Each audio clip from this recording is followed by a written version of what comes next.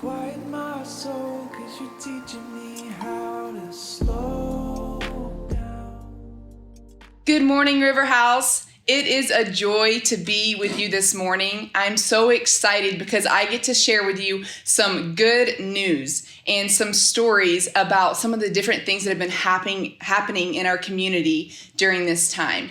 I want to share those stories with you, but first, I want to talk to you about the compassion of Jesus. This is my favorite topic to talk about. I'm so passionate about it.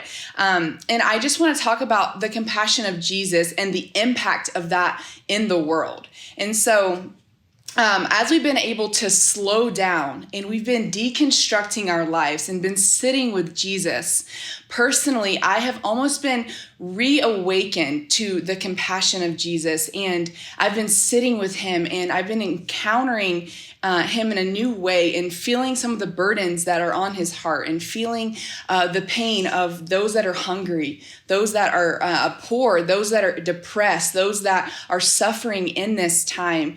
And it's been really hard for me. I've spent many hours weeping with Jesus and as I just encounter his compassion and his love. But it's also been really beautiful. And I found that in this time of really just pressing into the compassion of Jesus, that new prayers have awakened from within me and creative solutions and ideas have awakened in me, and a desire for missional response has awakened within my heart. And so it's been really beautiful. And I've even taken a meal every day and fasted to pray for the poor and for those that are hungry. And so I think that there's something powerful that happens as we come in contact and behold Jesus and his love and his compassion.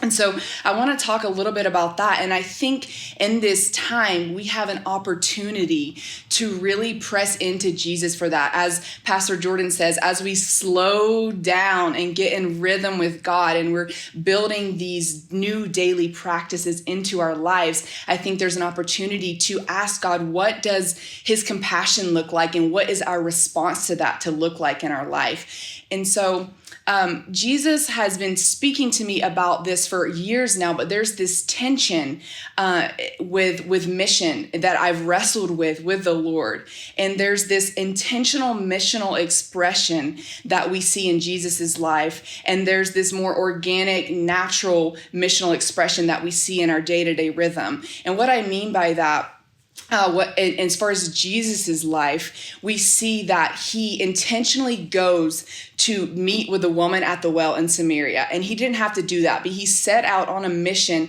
to meet with this woman. And then we also see as he responds to people in his daily life, in his daily rhythm, where the blind man approaches him and wants healing, and he responds and heals the man. And the crowds approach him and he feeds them out of his compassion and multiplies the food. And so we see this tension being lived out in Jesus's life. And I think right now we have an opportunity to both encounter Jesus's compassion and have him transform our heart as we just sit with him in those tensions, and then ask him, what are the areas of my life? What are the passions of my heart that I can partner with you in to see great kingdom work and see the kingdom at hand? And so now I want to just share with you some stories of the fruit of compassion in our own community in the midst of this uncertain and interesting time that we're all in right now. And so, River House Global has created a crisis care team, and we responded to meet some of the local needs in our community here in the Treasure Valley. And then we also responded to our partners and our family in Southeast Asia in the midst of this crisis and the suffering that they're experiencing there. And so I'm going to share just like 3 stories with you. The first is that we wanted to partner with someone in our community that works in healthcare. We wanted to bless the healthcare workers. And so we had people in our community write notes of encouragement to them. And one thing that I love is Jace Langley. He laminated all 50 note cards so that when we took them to the healthcare workers that they could sanitize them. And so I thought that was really awesome. But we took these note cards and we took DoorDash gift cards and we took them to one of our church members her pediatric clinic where she works, and dropped them off. And then later that day, one of our revival group leaders got a text message from her, and she was saying that when we brought the note cards and the gifts to them, that the entire atmosphere changed in their clinic, and there was so much fear and just dealing with really sick kids and patients, and there was just a panic happening, and it was the whole atmosphere changed, that everyone was in tears, that there was so much joy, and that the people began to ask questions about Jesus and about her church. And the manager, who is not a Christian, insisted that they hang all of the cards on the wall so they continue to be encouraged by them. And so that was just a small act of love and a intentional missional expression that blessed so many people. And so I can't wait to hear the fruit of that down the road. So that was one story. Another story is that on Saturday, we did a drive-through meal. And so we just prepared all of these meals and had volunteers come out with their masks and with their gloves. And of course, with social distancing, we put on this drive-through meal, and we fed 100 people meals. And this was on Orchard and Franklin at an intersection where just complete strangers would drive up and receive a meal. And everyone got prayer and was so blessed and overwhelmed. And people were driving by and seeing the joy that we were all experiencing and honking their horns at us. It was so beautiful. And one story that I love is one of our volunteers asked a guy that had walked up to pray for him after he received his meal.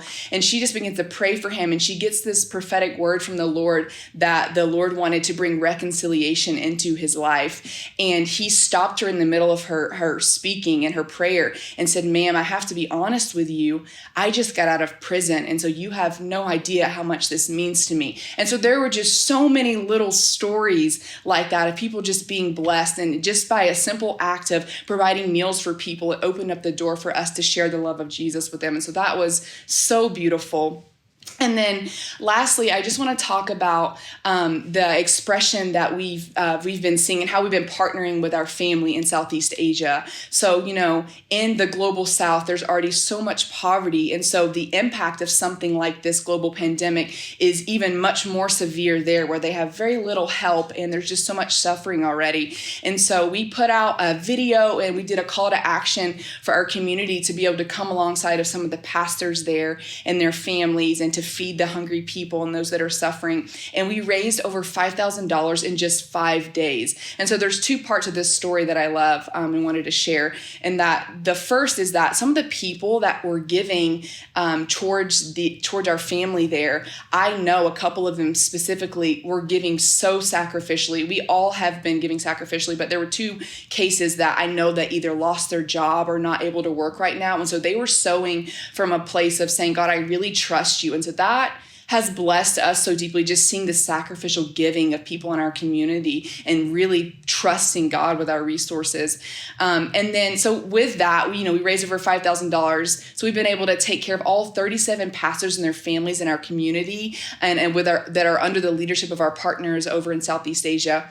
And then we've fed over 1,000 people there warm meals. And one of the pastors there told me the other day, they've been sending me videos and pictures, but he shared with me that as they would go into these neighborhoods, that people would rush to their car to receive these meals. And there's just so much gratitude and thankfulness. And so our partners there have been diligently working, providing and cooking hundreds of meals every day to bless the poor and to take care of the suffering. And so I was just so inspired by that. And there's just been so many little things, both on the giving and the receiving end, people being blessed out of these acts of compassion in our community. And so I hope that this encourages you. I want to challenge you. Let's sit with God. Let's ask him to give us his heart of compassion, that we would know the compassion of Jesus deep within us, and that it would become something that leads us to respond, to build intentional mission into our life. Whether I want to serve with the homeless community, whether I want to take care of single mothers, is it children that I'm passionate about? Is it the elderly? What is it that's stirring in your heart as you sit with Jesus in this time of pressing into Him, and let's see how we can rebuild this into our life. We've been doing this daily act of generosity that Pastor Jordan has called us to. How can we build mission as a weekly lifestyle, as a monthly commitment that we partner with, and just see what God will do to build His kingdom and implement His kingdom before us, and how He can use us. So I just bless you guys. I hope this encourages you and inspires you. So be blessed today. I love you so much and can't wait to be back with you all. 'Cause you're teaching me how to slow